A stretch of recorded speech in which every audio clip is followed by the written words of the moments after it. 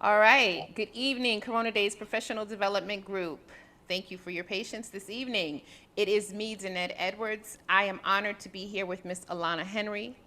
She's going to talk to us tonight about resumes and cover letters that pack a punch, crafting unique value propositions that sell you. She's going to discuss professional branding, the resume professional summary, and cover letters. Impassioned by her desire to improve equity and access to career development resources, Alana began resume writing informally in 2012. After leaving her career in education in 2015, she opened the Writique with the goal of helping disenfranchised job seekers obtain resume writing help and other necessary skills to stand out in a competitive market. Equipped with the experience of working with more than 1,000 professionals, Alana now leads a team of writers who transform bland resumes and LinkedIn profiles into powerful branding materials that help her clients secure interviews and competitive job offers. She works to help every client realize they have something valuable to offer a company, even if they don't know how to articulate it. I am going to immediately turn it over to Miss Henry. Miss Henry, if I left anything out, please add it.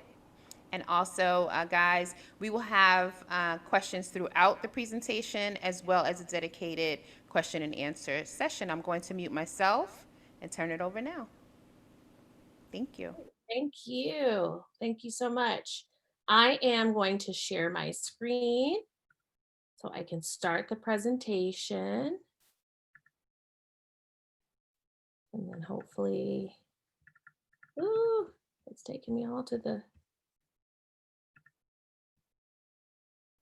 Can you let me know if you're seeing my screen okay? Yes, I did see it. Did you just stop sharing it? Yes, I wasn't sure if it was going through properly. It was. Go ahead, try it again, and I'll let you know. Yep. Interview. Okay, All right, let me mute myself. great. Okay, so today we're going to be talking about professional branding, and specifically, I'm going to be focusing on unique value propositions. One of the things that I've noticed clients have really struggled with, particularly in light of COVID-19, is figuring out how to stand out and what makes them unique. And so that's going to be the focus for today. These are some of my credentials. I am certified professional resume writer. I am a member of several resume writing organizations. I have a bachelor's degree in journalism and I have a master's in executive leadership. My background was actually in teaching until I transitioned to resume writing. So that's just a little bit about me.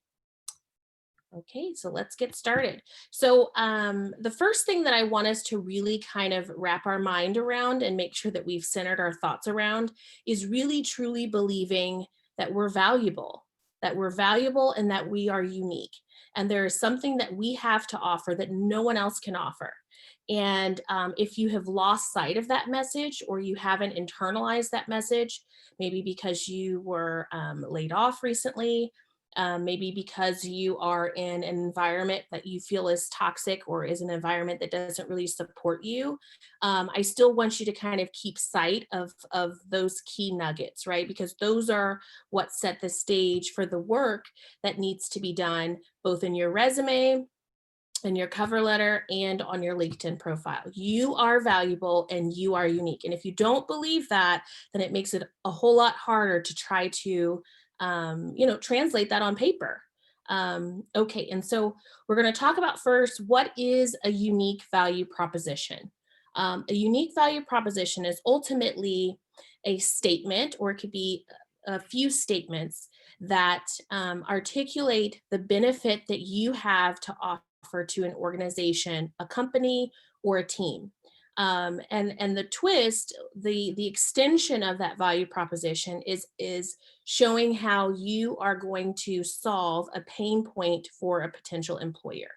And so I want to briefly address why this is often a struggle for people in the age of sort of mass applying.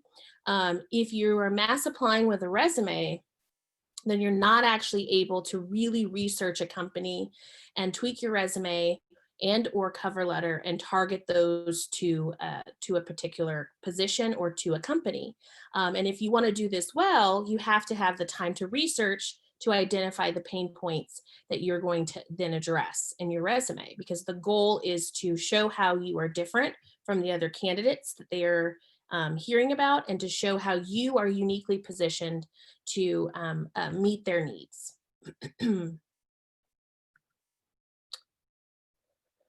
What are employers looking for? Employers are not looking for people who have tasks lists that match many, many, many thousands of people throughout the country. So if you have a resume that does not include a professional summary or a career profile, or if you have a resume that starts with or that has bullets that start with responsible for, then those are things that you need to kind of get fixed ASAP. Selfishly, employers are looking for people who can improve their company. And simply saying, for example, in the old school objective statements that used to be around, simply saying seeking an opportunity at XYZ company, that actually doesn't tell the employer anything about you and anything that you have to offer. And so what the employers are going to be looking for, what hiring managers and even recruiters are going to be looking for, is that top third of your resume really articulating to them why they should consider you as a candidate. Are you going to bring new perspectives and fresh ideas to the team? Are you going to somehow improve their bottom line? Are you going to reduce costs? Are you going to increase efficiency? Are you going to increase sales? And whatever other things are pertinent for that particular company. There are a lot of businesses right now that are looking for sort of creativity and ingenuity with respect to sustainability efforts. People are looking for candidates who are able to flourish in this sort of new COVID-19 world. Are you efficient when working remotely? Are you able to work autonomously without a lot of oversight and handle a lot of different tasks? Are you going to be creative and help companies that are struggling to make that pivot? Are you going to be creative and coming up with ways that companies can still meet the needs of the consumers or of their clients while functioning in this sort of weird world that we're in right now? And so you need to make sure that you are speaking to what employers are looking for right now. And that can only come from, ultimately, again, the research piece and taking the time to be specific and targeting roles and companies versus kind of just casting your net as wide as possible. You're not going to be able to really speak to the needs of the employer.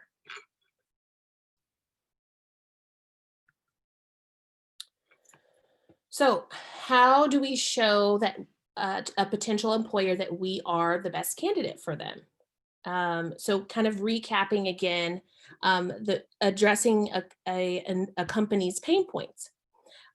Some pain points are obvious and others are not quite as obvious, right? So in the automotive industry, this is an example that I have here, right? They want mechanics who have prior experience. That would be expected. Often that's in the job description and sometimes it's not, but it's sort of an implied expectation, right? Even if we think about teachers, a teacher that's certified, that would be something that most schools would be looking for.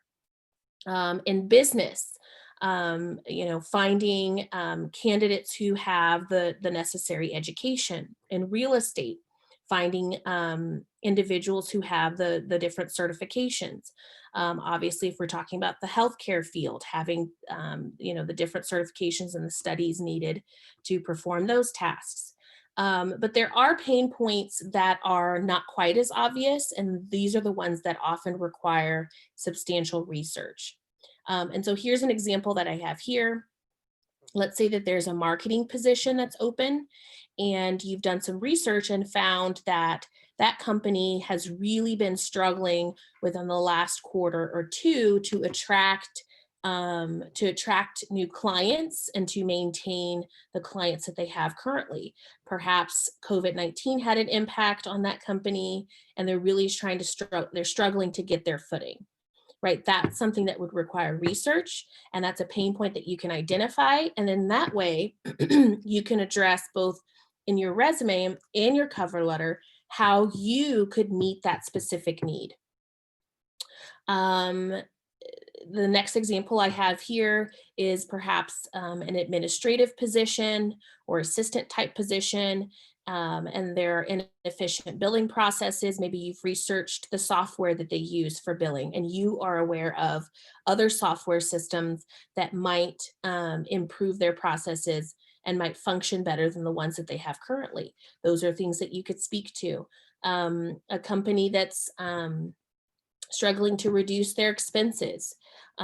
These are just a few examples of how you can take some time to research a company and find out what it is that they're struggling with and figure out a way to articulate how you are going to meet that need and how you're uniquely positioned to meet that need beyond just, I think I'm a great team player, I'm a good communicator, and I work well with others, right?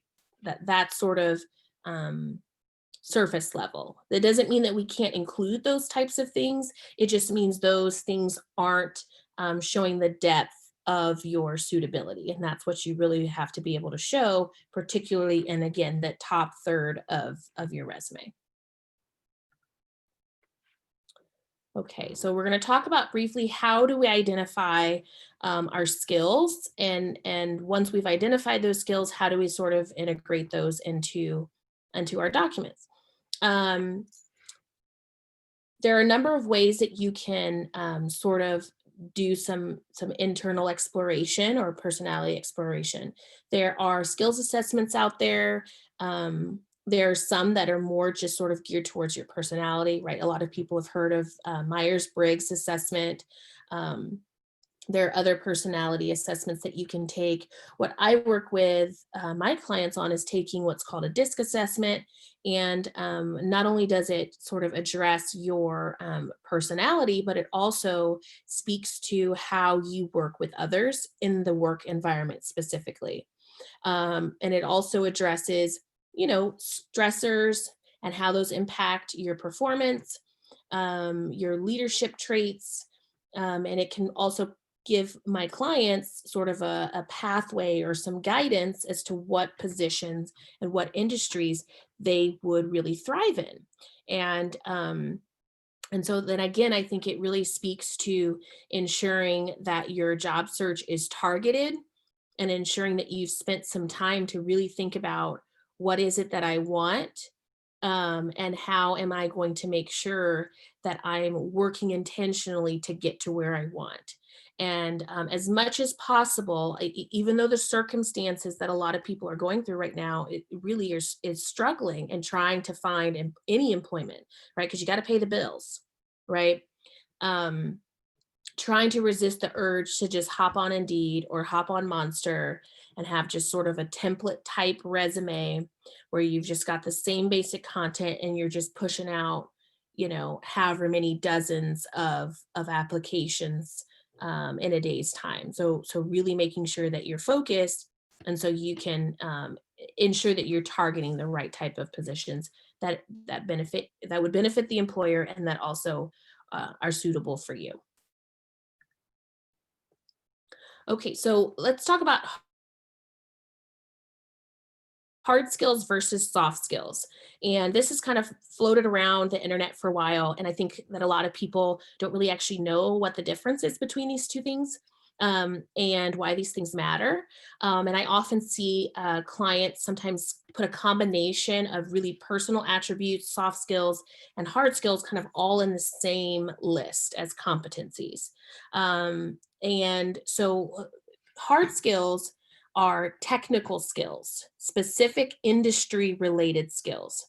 And the examples that I have here, right? A software engineer, they would know CSS or HTML or JavaScript. They would know coding, right? That is a hard skill, a specific skill that is related to their role in that particular industry. A graphic designer, here are some of the technical skills that they have to offer or hard skills. Operations manager, budget management, reporting, maybe auditing, those types of things. Those are hard skills, specific skills. Um, and so I'd like to stop for just a moment and see if there were any questions that have come through that I could address. I see one thing in the chat. Yes, can you tell us more about DISC assessment? Where can I find one? There are a number of resume writing professionals that are licensed and authorized DISC administrators. And those are the people that you'll need to reach out to get an assessment. They really aren't terribly expensive. One of the assessments that I offer is $50. You know, and there are some assessments that you're going to see a range of probably $30 to $100 for those assessments, depending on which one you are interested in. And so really you just need to reach out to a resume writer or career coaching professional and see if you can purchase that service from them. I'm not aware of an opportunity for somebody to go just to a website and search it up, but there probably is, because there's a lot of stuff on the internet.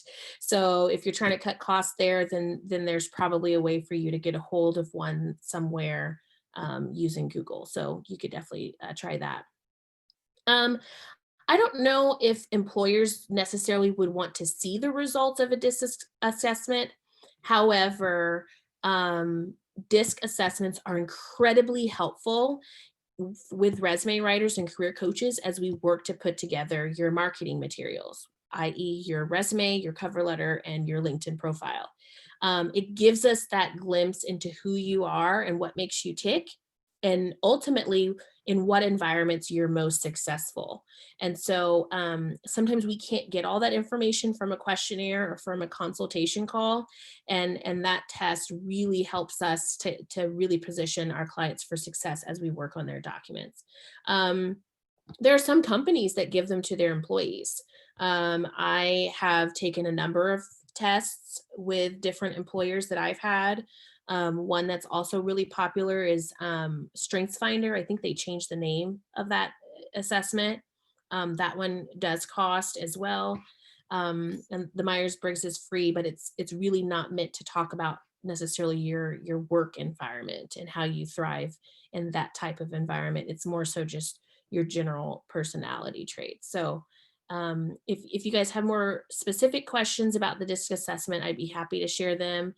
You can also send me an email and I can send you some flyers on the different types of tests. And then of course, if you were interested in purchasing those, that's an option as well. But yeah, thank you. Great question. Let's see. Now, soft skills are those skills that you wouldn't necessarily acquire from work within the industry. Here are a few examples: customer relations, conflict resolution, organization, communication, leadership, those types of things that really are often referred to sometimes as attributes. Those would be considered soft skills. Anything that is transferable from one industry to another. It's something that you have just acquired from being a professional, or they are a part of just who you are naturally. Those are soft skills. And so generally it's accepted practice to try to keep your soft skills and your hard skills or technical skills not sort of all meshed together in one long competencies list. And so if you feel like that's something that you've done on your resume, then I would encourage you to separate those out and really sort of take those soft skills and the transferable skills and integrate those into that professional summary, into your achievement bullets, which we're going to also address in just a bit. You can use that as part of your headline in LinkedIn. And of course, those are great in your cover letter as well. But I would advise against kind of putting them into this large skills list. I have a few questions here, but I don't know that we have a lot of participants on the Zoom call to ask some of those questions of them. But so I'll keep moving forward with that. Okay, so now we're getting to sort of the specifics of how exactly do you take the information that you've gathered to create a unique value proposition. So here's an acronym. A unique value proposition has a strong arm, and so that stands for action, result, and metric. Now, I know what some of you are going to say. Well, I don't have a job where I really have a lot of things that are measurable. And really, I want you to think about that more so being contribution. How did you contribute, and how did that contribution sort of better the team or better the department? I have a question here that I'd love to answer. My problem is that my cover letter and professional summary say the same things. Is that okay? We don't want them to actually say the same things in terms of the same exact words, but we do want the theme to be consistent, right? Because you have a brand. You have to establish that brand on paper when you're searching for a job. And the way you do that is your resume, your cover letter, and your LinkedIn profile. And something that's sort of foundational to strong writing is tying in a theme and making sure that theme is consistent throughout the paper. And if you think about your resume and your cover letter and your LinkedIn as sort of that same idea, you want the reader to be able to look at your resume and say, okay, I don't know this person, but I feel like I know them. I feel like I know what they have to offer. I feel like I understand, or I can visualize how they would fit in with the team. And this is what they would likely do. And then the cover letter sort of reinforces that. You should always have a cover letter. Does that mean that the hiring managers or the recruiters are they're going to look at it? No, it doesn't mean that, but you should always have one. People are sort of split on that. It's really 50-50 in terms of whether they actually read the cover letter or not. But you don't want to put yourself in a position where you really needed one because that hiring manager was looking to see one, and there isn't one available. And as a side note, especially with respect to what's going on right now with COVID-19 and a lot of sort of extenuating circumstances happening for people, the cover letter is a great opportunity for you to talk through those extenuating circumstances, explain those gaps in employment if there are any, explain temporary jobs if you took up a temporary job, or maybe you were unable to but you furthered your learning. Maybe you got a certification, maybe you took online courses, anything that you did to kind of bolster your pedigree as you waited for an opportunity to arise. The cover letter is a great place to talk about that, and because it is made for discussing those types of circumstances, then having a cover letter, I think, particularly right now, is really important. Some ways to stand out. Really, the way you stand out is by being you. And I know that that sounds really vague and really sort of general, but if you are in tune with who you are and what you have to offer, and you believe that you're valuable and you believe that you're unique, and you approach your writing that way for your resume, cover letter, and your LinkedIn profile, then that message will come across to the reader. And in terms of structure, in terms of layout, in terms of design, there are obviously things that can make you stand out, like pops of color on your resume. Obviously, if you have specific achievements and that you've made, or that have occurred while you've been working at various positions, those are all things that help you stand out. But I think the focus should be on what you've done and how that's valuable. And whether you are working at McDonald's or you're working at a Fortune 500 company, you have something valuable to offer, and you have to really believe that. Um, and hopefully by the end of this presentation, at least that little bit is your takeaway. Okay. Okay, so the first little portion of the unique value proposition, right, is the action. So what you've done, how you have propelled a company forward, how you have improved a team. And a lot of people are sort of getting hip to this and recognizing that this is one of the strategies for strong resume writing, is starting with an action verb. And there are power verbs lists. I have some. I'd be happy to send you one for free. But here are some action verbs that, just as an example.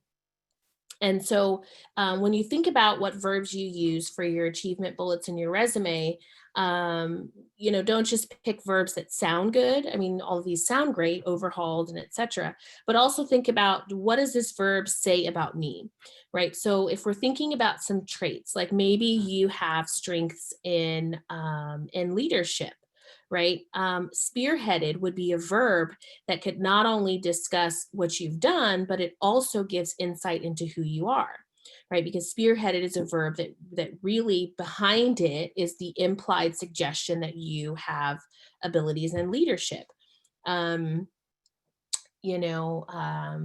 Designed, crafted, scrutinized, right? As the verb scrutinize tells me as the reader that you're probably someone who has a keen attention to detail.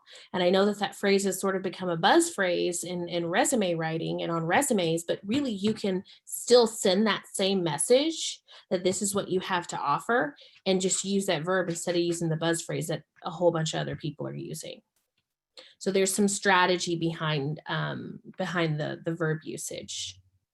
And again, I just want to reiterate, if you have been using this little phrase, responsible for, then you need to get that off of your resume, get that off of your cover letter, get that off of your LinkedIn profile, wherever it's showing up, because it really tells us nothing about you and what you have to offer. Because everybody is responsible for something in their job, and usually what comes after responsible for is just a task list. And again, that doesn't show how you're valuable and unique. It just tells us what you do and what you've done on a day-to-day basis at your place of employment. The results. So how have you improved organization in past roles? What unique experiences and accomplishments do you bring? This one is one that does require some legwork. I recommend to clients that they actually keep some people call it a brag file, whatever you want to call it. You need to keep a master document or a master folder that has information about achievements. For professions like teachers, right, that can be pretty simple, right? You keep the mastery scores of your students, you keep year over year improvements in reading levels and test scores. That would be simple for that type of profession. Sales is really easy. Marketing, other things where they work with a lot of numbers. For some of the other professions where you may not be working with specific numbers, I want you to think more so about benefit. So how did it improve the company? And if you have specific sort of circumstances, I'd be happy to talk with you about how you can sort of nuance with a role that's more qualitative than quantitative, to ensure that you are still talking about the end result, even if you don't have specific metrics to show.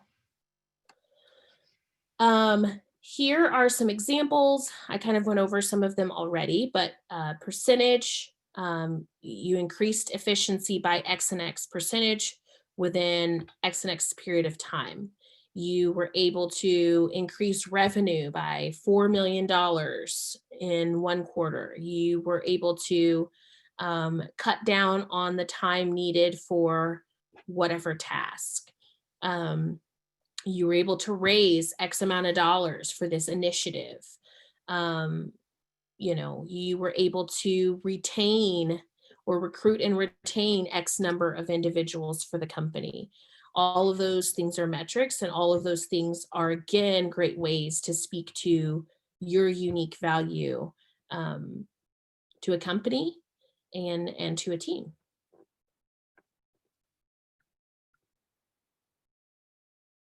Okay, so here are a few examples. And this is just a sample candidate, their background, associate's degree in business administration, bachelor's degree, that's in progress. They're currently a sales manager. They previously served in the Air Force. And here are some current accomplishments, right? So these are bullets that speak to what this person has to offer and what this person has done, versus just responsible for, making sales. Let's say that they're a sales manager at, Foot Locker, responsible for helping customers find new shoes, made sales and handled cash transactions, right? Instead of that, we're talking about, okay, well, how do they improve profitability? So they were able to upsell customers, and by what percentage or what amount? Top sales manager in the district for 2 years running, that reached annual sales goals 1.5 times more quickly than other managers in the district, right? All of these things are so much stronger than just, okay, well, what does this person do? They sell things. And then here's some skills that I've included here to kind of help people get beyond the sort of just, what are their skills? Sales. Their skills are sales. And so these are some of the other things that you could think about for this type of candidate and background. Here is a sample professional summary.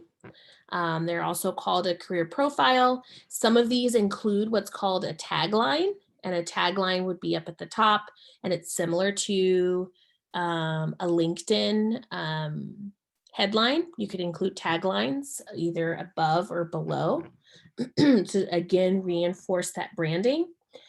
Driven and capable of managing a multitude of responsibilities is demonstrated by successfully balancing and then their career with full-time university enrollment, ranking as a top sales manager in the district with an average of $1.2 million in annual sales. So that's a lot stronger than seeking to find a new position at XYZ company. Pops of color. So the thing about color is being aware of what colors are sort of viewed as more professional than others. Nothing against yellow, but I wouldn't necessarily recommend a color like yellow, but you can even use reds, blues, greens, muted tones, things like the font for the header sections would be a great way to include color. You can even add like what's called a Johnson box or a text box that has maybe a quote or recommendation or something else. You can use color background for those. Maybe you have a resume that you've included like a special section that is selected achievements or highlighted achievements. That could have the background in a color like a nice blue or even a red or a gray or a green. Your name could be in a color. You could do a simple border strip that's in a nice color at the top and at the bottom of the resume, and even the lines that divide the different sections. If you have those in your resume, you could use a color for those. That adds a little bit of style and stands out more than just plain black and white Microsoft Word. Degree dates on a resume. So there are a couple things with degree dates to keep in mind. if your degree is would date you and you would run the risk of age bias, then you'll want to leave the degree date off, but keep the degree. If your degree is in progress and you have not yet graduated, you really need to keep the degree and the date to ensure that you are being forthright about the fact that you're currently working on said degree. For recent graduates, it can be sort of a double-edged sword. It's that idea of they're young and inexperienced, but at the same time, some people like knowing up front, where you are in the process, and you're ultimately going to have a lot of collegiate experience on your resume. So that's already going to be an indicator that you probably graduated recently. And so it's one of those things you can't really sort of get around that. But if the degree is relevant, it needs to be on your resume if it's relevant to the position. A functional resume versus a chronological resume. Yeah, so really, recruiters and hiring managers are not big fans of a functional resume. And a functional resume is a resume that is organized by skill set. So you're going to have, instead of entries like in the chronological where it says, okay, sales associate, Foot Locker from X time to X time, and then your narrative and then your achievements, instead of phrase like that, it's actually going to be skill. So the skill, for example, the header would be sales. And then you would be discussing any of the ways that you have, demonstrated success in sales. And you would discuss, sales at Foot Locker. Maybe you had sales somewhere else and worked in a different company. So your headers would actually be the skill, and not the role and where you worked. The problem with functional resumes is that the perception is that you're using that in order to hide an employment gap. And I have very, very rarely used a functional resume.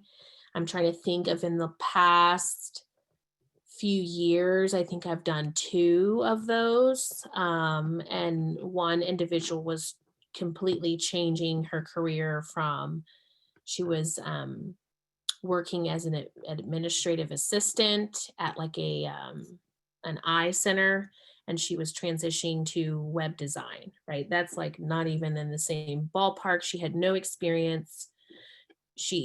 And so the goal there was to address her skills and show how those skills were transferable.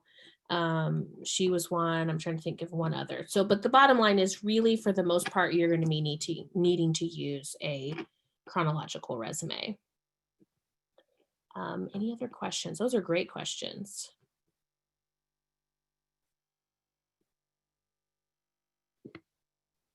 Okay, I'm going to move forward. Again, this is up at the top. This is one of the first ways that you can establish your brand in your resume that we talked about, the professional summary, or the career profile, whatever you want to call it, but do not have an objective statement. Uh-oh, I went backwards. Okay, LinkedIn headline. And so here's an example of a LinkedIn headline: rated #1 sales manager since 2019. Together we can reach your sales goals 1.5 times faster. This is so much better than sales manager at Foot Locker.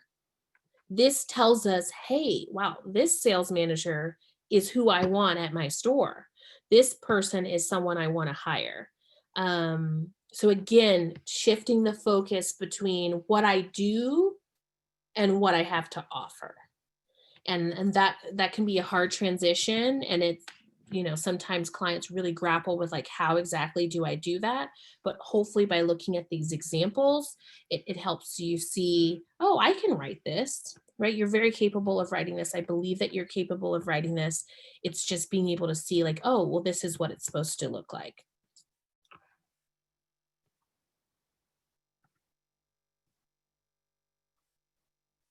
Okay. So here we've highlighted some specific things in that example candidate's sort of career history.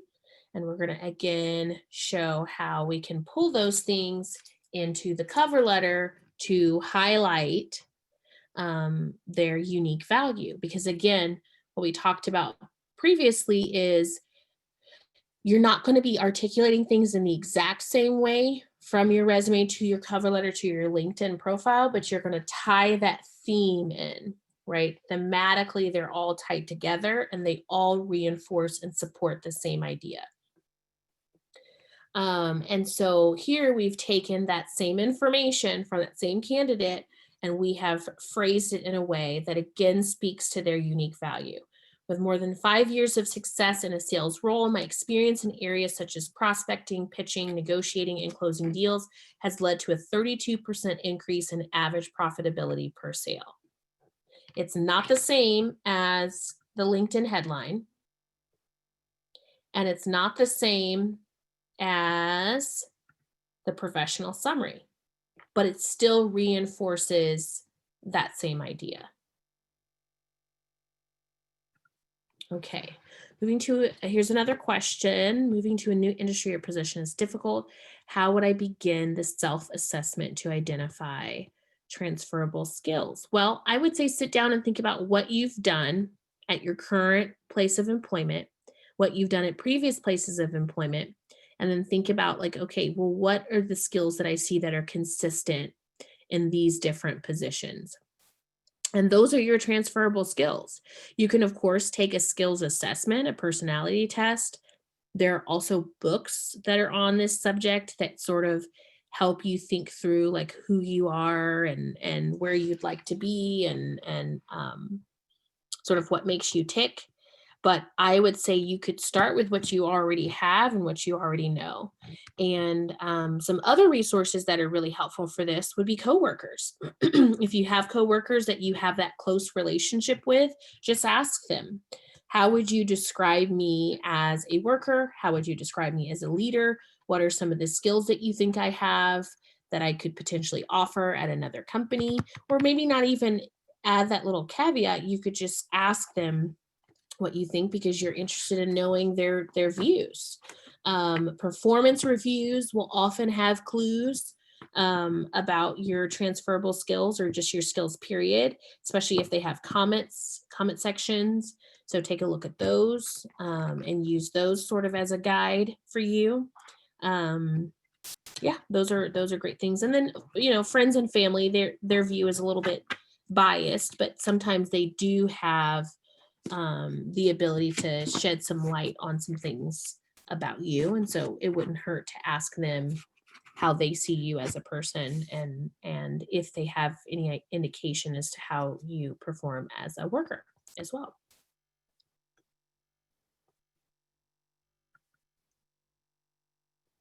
Okay, so we're not going to do this activity, but hopefully from hearing the presentation this evening, hopefully you're going to move forward and really take a look at your existing resume and start with, again, stepping back and thinking about who you are and what you have to offer and getting that down on paper, targeting your job search, thinking about those things, and then start working on implementing a professional summary, tweaking your LinkedIn headline, writing a cover letter that speaks to those things. And so we'll skip this slide here. And then in terms of targeting, which is a really big part of the resume writing process, you again need to make sure that you are researching a company. And so here we've got a sample role and sample job description, and this tells us, what they're looking for. And so these are some of the things that they're looking for: someone who is able to research, they're able to search the shelves and collaborate and speak with other libraries, work with the community. So interpersonal skills are important. Evaluating materials, right? So that's quality, quality improvement. Um, Creating and organizing displays that promote library resources. That's that. What is the word I'm looking for? Standards, right? Your adherence to standards, particularly visual standards. So if you're in merchandising, that would be something that's particularly relevant. Initiates partnerships that lead to development, implementation, and administration of system-wide community outreach programs and events, right? So all of these things um, are in the job description, and we can use those things as we think about writing our documents. Targeting is so difficult and time consuming. Yes, it is. It really is. With so many people applying for jobs now, it seems that volume would be better than targeting. I mean, target and still fall in the pile of resumes that the hiring manager doesn't even open. Yeah, I hear what you're saying there. But I do think that part of what's missing from that analysis or that perception is how important keywords are right now in the job search, right? And so I'm sure people have heard about ATS, which essentially just means that resumes now for most companies are being filtered based on a set of parameters that that company or hiring manager has established, right? Some of those parameters are going to be their minimum requirements, right? 3 years experience in X field, a degree in such and such. But some of those parameters can include things like your geographic location and also keywords. And if you are not targeting your resume to a specific role, or at least within the specific industry, you're really going to have a tough time with seeming aligned to that particular position. ATS systems don't really kick people out in the sense of like reject it like a lot of people sort of think or talk about on the internet. Really, they sort of prioritize or shuffle, if you will, candidates based on like, okay, these are likely matches and these are maybe not as much, and these are people that are not going to really match with what we're looking for. And so if you haven't targeted your resume, you probably don't have a lot of keywords that are related to the position within your document, which makes it harder for you to sort of become visible to the hiring manager. This is, of course, if I'm talking about a position where you're doing an online application versus a position where you've reached out to someone personally and you've sent them your resume via email. So those are different circumstances. But if you're talking about the sort of mass applying type thing, those are almost definitely going through a filtering system. And you are probably not going to be getting a lot of callbacks because your resume is not targeted to the role. But that was a great question, great point. Here is another example. So again, right, let's say that I have experience in billing and I have experience in, the clinical environment, but I am just sending my resume out to whomever, and I happen to send it to this person, but I don't necessarily have this keyword in here. I don't have problem solving somewhere in my resume. I don't have operations somewhere in my resume. I don't have anything related to sort of conflict management or, calm demeanor, maintaining, professionalism in the face of high stress situations. If I don't have any of those things in my resume because I didn't target it because I was just sort of shooting from the hip, I'm probably not going to be picked for this role, even if I would have done really well in this position. And so that really, again, reinforces that you've got to do the targeting, and the job search has got to be strategic. And ultimately, one of my mentors, Melanie Denny, she talks about you find people, not jobs, right? One of the best ways to find jobs is actually to spend time networking. And most jobs are not actually as the result of an online application. In fact, the statistics say that it's really less than 20%. The majority of jobs are found from connecting with a person who can help you get your foot in the door. And in days of old, that meant job clubs or, career fair type situations. Now we have LinkedIn because we can't do all those things, regardless of COVID-19. So your best bet is to really look for people who are in the same industry or working at the same company. Um, that's your best bet. And if you are doing the mass applying, then definitely make sure that you are targeting. Yeah, Melanie's the bomb. She's bomb.com. I am one of her mentees.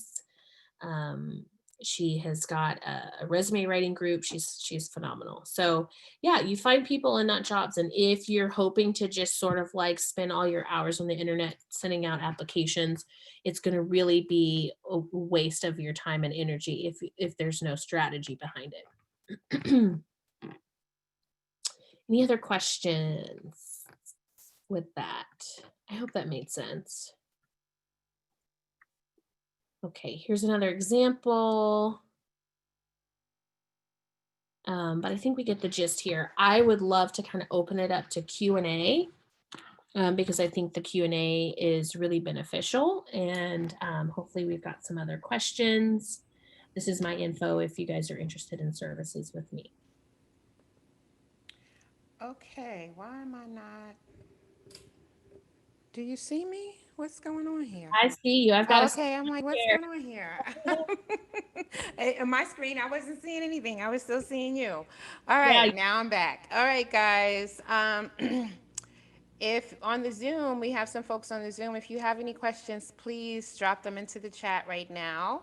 I'm going to go to the Facebook page where I've been bringing questions over the whole time. So, guys, if you have any final questions, please go ahead and drop them into the chat onto Facebook. Um, and while I ask them to do that, because we always have a lag between Facebook and Zoom, yeah, I will go ahead with, I'll start my first two questions, okay? yeah. All right, perfect. Thank you for being here with us today, Welcome. Alana. This is very good information. Um, so, Corona Daze Professional Development Group, um, we were founded in response to COVID-19 unemployment and underemployment. And we service marginalized groups, marginalized and BIPOC groups with the goal of increasing workforce representation um, of people from marginalized groups, and Yeah, teaching them how to network, and giving them other resources, connecting them to other resources. So my question to you is, have you ever been marginalized? And if so, would you be, would you share with us why you were marginalized? We always say here in the group that most times we do not marginalize ourselves, although we can, yes. we could. We Um, internalize those inferiority and superiority complexes that exactly. so yes, we do. Yes, so, well, would you be able to share with us, even if you self-marginalized? Oh, very interesting. I'll Mm-hmm. slow it down. How much time do we have left? Because I could be here for the whole night talking about this. I'll tell just a brief little context of my story, Okay. and then sort of kind of think about specific examples. I grew up in the inner city. I grew up with people who were, marginalized as a part of their daily life. Hmm. And so that was sort of my growing up experience. I was homeschooled for a good percentage of my childhood. Oh, wow. Oh, wow. And I was homeschooled because my parents recognized, the fact that the education system in our area was not really serving the needs of the children, and that wasn't something that they were going to be able to transform or change on their own. And it was important for them to make sure that I received a quality education, and that was something that they decided, that was the path that they took to do so. And I was privileged to attend later in high school and middle school a private school on the other side of the divide, right? And any of us, okay. any of us who grew up, grew up in the hood, we know where the dividing line is. With the line you don't really cross over. And our people are on this side, and then we've got white people on the other side, and there's not a lot of intermingling. And so I went to school, middle and high, on the other side of the dividing line, which was a very different experience from what I saw when I left my house every day. I was one of 4 Black students in my graduating class, and I went to school with people who had money, and I mean money, money, like big money. And so, in terms of a marginalized experience, I've probably got a whole long list, and I'm not going to keep y'all here all day to talk about it. But I became keenly aware as a high schooler of how the people I went to school viewed people of color, Black people specifically, and how they viewed me. And not all of them viewed me that way, but I had a lot of experiences, with the kids, and then also the parents. And something that was sort of important to me, and part of why I got into this work, and also part of why I became a teacher, is because I was aware of the sort of second chances and the resources and the tools that all of the people on the other side of the dividing line had at their disposal. And I felt like my community and my people, one, didn't have access, and two, didn't even know like where to start, where to go, who do I talk to. And so I started teaching, and I taught for with some schools that served underserved populations. And that was something that was important to me in the classroom, was helping to teach those life skills, helping to talk about, hey, college, if you want to go to college, here are the steps that you need to take. If you want to go to trade school, here are the steps that you need to take. If you're interested in something else, here's how you do that.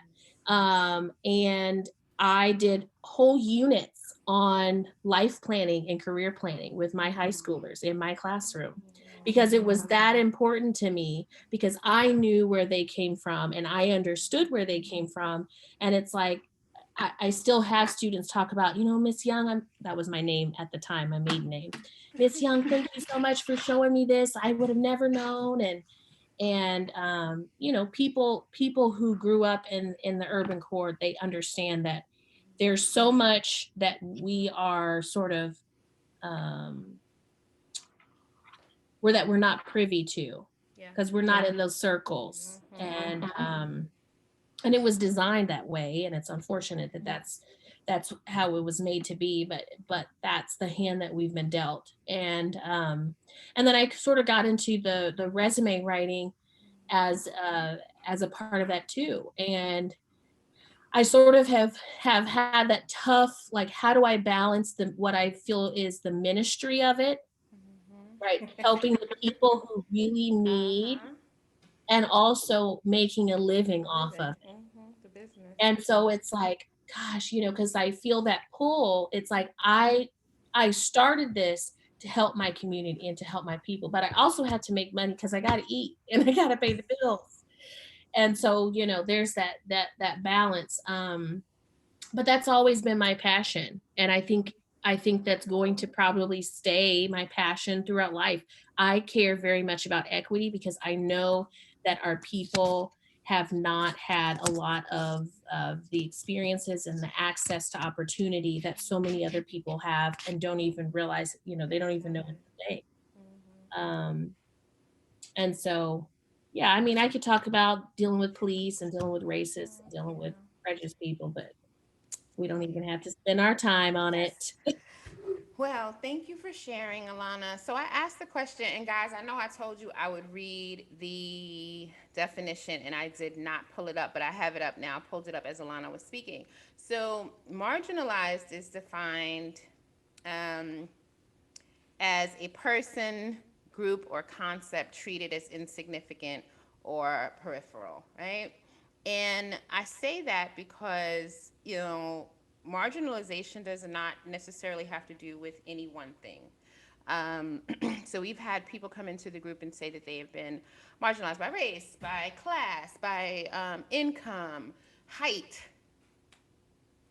gender, um, the yeah, that was the one about him being short. Someone coming out of the military was marginalized. So there are all different ways that we can be marginalized. And I said I'm going to start reading that, the definition, just for people who are watching. That it doesn't always have to be the obvious, right? So someone will say, oh yeah, of course she's going to say that. She's a black woman.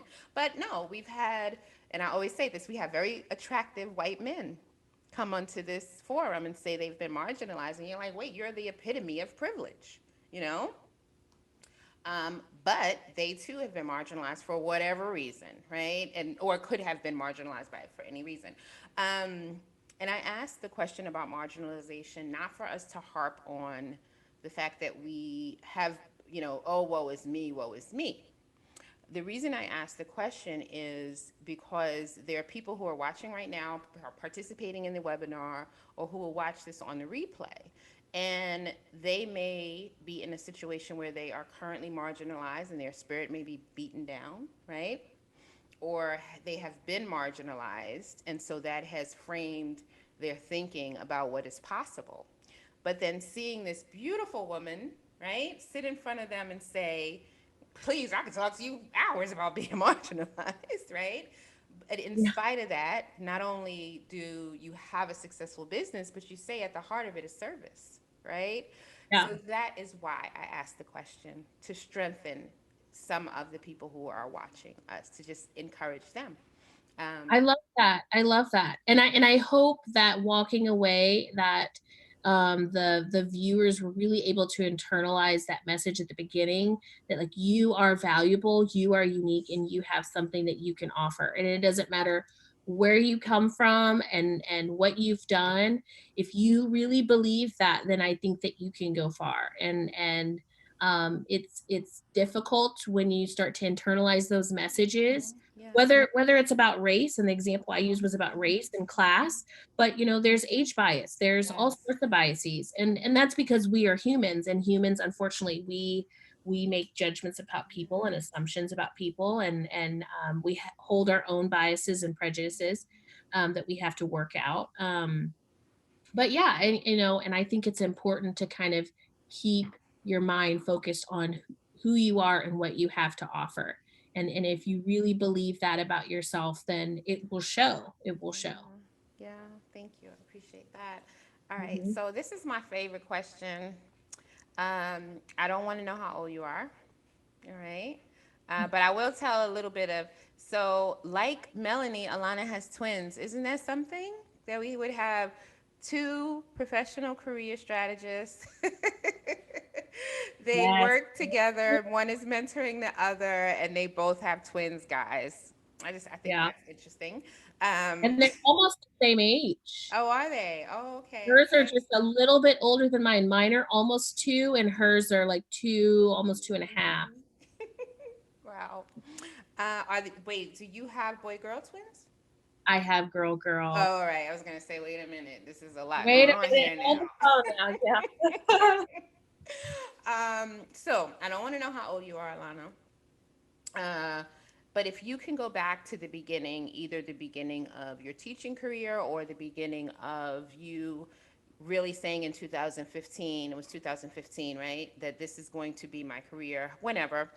Um, or even when you were in college, if you could just go back to your younger self and tap that Alana on her shoulder and say, hey, what would you tell her about this journey? I would say trust your instincts and trust your gut. And I think often we know what to do. We know when we're in, for example, a toxic work environment and we should go. We know when we have found an opportunity or that in which we could succeed.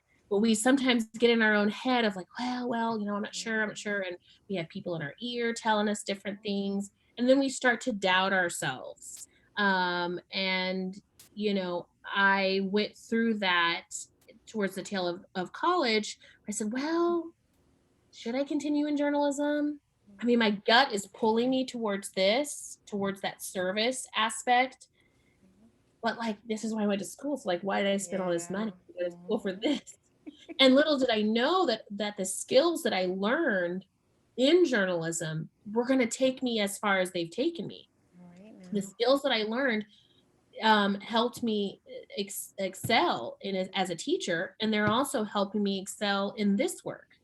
um and so I think that if I could go back in time, I would just reaffirm to myself, you're making the right choice. I love it. I love it. Guys, if you were on last night, doesn't that sound similar to what Bridget Baguette said? I don't have her quote in front of me. I usually write when you guys are talking, so I'll replay this. So you're not in our Facebook group, Alana, but what happens is I write a lot because I love words and I'm Mm-hmm. not a very good writer. I mean, syntax wise, but not creative. So when you guys are talking, I think you don't realize how much you are speaking that is like, oh, like more than gems. Okay, it's like gold, diamonds, rubies that you are saying. So the words hit me and they just like hit everything. So what I do is I then repost what you have said as quotes all through the I days, and love they just pop that. up. And like if you were on Facebook, you would get all these tags of everything that you've Let me said all hop through the on day. Facebook. I need So to find. yeah, you can. I'll send you a link. You just join our group. So like as you guys are talking, I take them, but that is exactly what our presenter last night said about what she would tell her younger self. So I think that's interesting. So I think we need to take heed, guys, right? All right. Yes. I'm going to look into the Facebook chat on Zoom. I see you guys are there. You're listening. If you have anything for Alana, she's going to be leaving us shortly. I just want to look into the Facebook chat and see if I have any questions or comments. Um, because I'm selfish and I like my last question to be the final question. I like to have the last word. Well, you have the last word, but I like that to be the final question. Yeah. So I'll just check really quickly to see if anyone has said anything here recently that I should ask you. And again, thank you. I didn't know that you had such young children. I really appreciate you giving us this time in the evening. No, what I have Oh, are, I'm sorry, go ahead. I was just saying you're welcome. They were put to bed. Thank goodness. All They're not right, screaming in my okay. ear. So this is good. All right. No, I have a lot of good comments. So yeah, I will send you the link, and whenever you can, just visit the group and see those comments. I don't have any final questions, so I'm going to ask my final question, Alana, and that Okay. is a quick one. If we could only walk away with one thing from our time with you this evening, what would you want that to be? Ooh, Mm-hmm. that's a good one. Um, hmm. If you want an employer to believe that you would be a valuable contribution to their company, how are they going to believe that if you don't believe that? How are they going to believe that if you don't articulate that? And I think that a lot of times I hear clients say, well, I want to stand out. How do I stand out? Will you be you? Right? They craft a resume that doesn't make them stand out, but they have so many qualities that make them stand out just naturally. And if you believe that about yourself, and whether you work with a resume writer or not, if you put pen to paper with that confidence that I have something to offer, then that's how you get the employer to believe that about you. Yes. Um, yeah. I love it. Well, guys, this is over. I'm going to thank you again, Alana. I enjoyed this presentation. I will. I have a little process that I do, so I'll be listening to this again tomorrow, and I will begin to start posting my quotes to this evening. Guys, if you're in the chat and you're not in our Facebook group, I'm dropping the link to it right now. And you don't have to join. It's a public group. You can just come and check us out. But thank you again, Alana. You are welcome to come back anytime you'd like. Speak about Thank you. anything you want. I'd love to. I love to. This was Yeah. fun. Yeah, no pressure either. I just thank you because I know that this is what you do for a living. So I appreciate you giving us this for free. I really, really do. I have sent you something on LinkedIn, so get back to me when you can, and I'll be sending you the recording of this by the morning. Okay? Okay, that sounds great. Well, you have a great rest of your night, and it was my pleasure. I will be back. All right, great. Thank you, Alana. Thank you. All right, bye bye.